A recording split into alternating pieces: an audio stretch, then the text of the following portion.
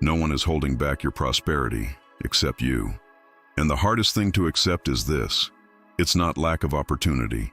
It's not bad luck. It's not the world against you. It's the invisible pattern you repeat every day and pretend you don't see. You say you want to grow, but you keep feeding the same habits that keep you small. You say you want to prosper, but you live like someone who is afraid of losing the little you have. And meanwhile, your life stays stuck. You try, you make an effort, you start something new, but you always go back to the same place.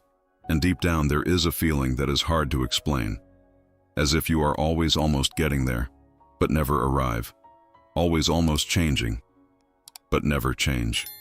That is exhausting, confusing, draining, and a silent doubt begins to appear. Can I really do it? But let me show you something that can change everything. The problem is not lack of effort. It is misalignment between what you believe, what you feel, and the way you live. And while this is not corrected, you can try as much as you want. You will keep going in circles. The first point is this. Guilt is keeping you small. Many people carry guilt without realizing it. Guilt for not having succeeded before. Guilt for past mistakes. Guilt for not being good enough. Psychologically, this creates a block, because when you feel guilty, you start to sabotage yourself. You avoid growing, because deep down, you think you don't deserve it. Spiritually, this is a lack of understanding of grace. Because God does not call you by your mistake. He calls you by your purpose. But you keep living like someone trapped in the past. A simple example. You have an opportunity, something that can improve your life, but you freeze, procrastinate, postpone, and then say it wasn't the right time.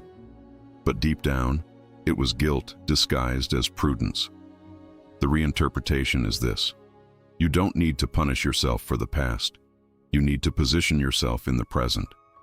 The second point is fear disguised as logic. You think too much, analyze too much, wait for the right moment, and you think you are being smart. But many times, this is just fear with a good justification. Psychologically, fear paralyzes action. It keeps you planning, but never executing. Spiritually, this reveals lack of trust, because faith is not feeling safe. It is acting even without guarantees. A clear example. You want to change your life, start something new, invest in yourself. But you always find a reason to wait a little longer. And that a little longer turns into years. The reinterpretation is simple. It's not lack of preparation. It's excess fear. The third point is lack of inner discipline.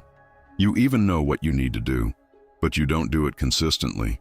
You do it one day, stop for 3, come back, give up, start again, and live in this cycle. Psychologically, this is lack of identity, because who you believe you are defines what you do every day. Spiritually, discipline is not obligation, it is positioning. It is living according to what God placed inside you. An example, you decide to wake up early, organize your life, seek direction. But at the first discomfort, you go back to autopilot, and then say you couldn't keep it up. The reinterpretation changes everything. You don't need to try to have discipline. You need to decide who you are. The fourth point is addiction to dopamine and distraction. Your focus is being stolen. Every day. Phone, social media, fast stimuli. All of this seems harmless, but it is draining your energy. Psychologically, this conditions your brain to seek immediate pleasure, and everything that requires effort feels too heavy. Spiritually, this disconnects you, because you start listening to everything except what really matters. A real example. You say you don't have time to change your life, but spend hours consuming content that takes you nowhere. And at the end of the day, you are tired, but produced nothing. The reinterpretation is direct. It's not lack of time, it's lack of direction. The fifth point is faith without action. You believe, you pray, you desire change, but keep living the same way. And this creates frustration, because nothing changes. Psychologically, action generates clarity. But without action, you remain stuck in doubt. Spiritually, faith is not passive.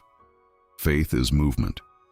An example: you ask for prosperity, but keep making the same decisions, with the same habits, with the same mindset, and expect a different result.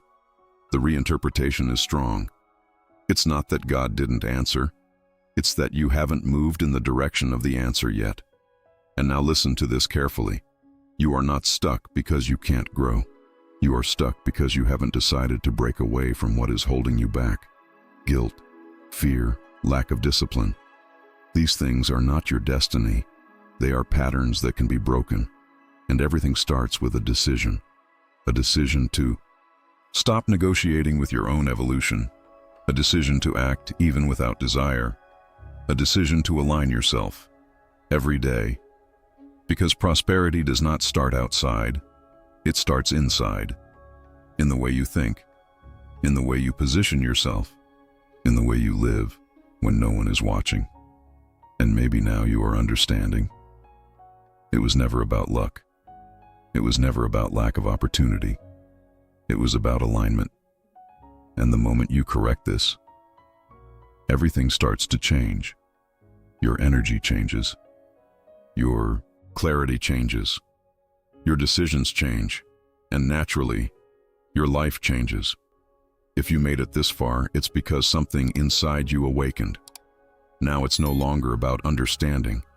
It's about deciding.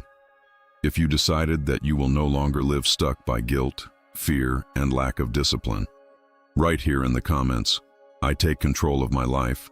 And if you want to strengthen your mind, your faith, and your prosperity, subscribe now.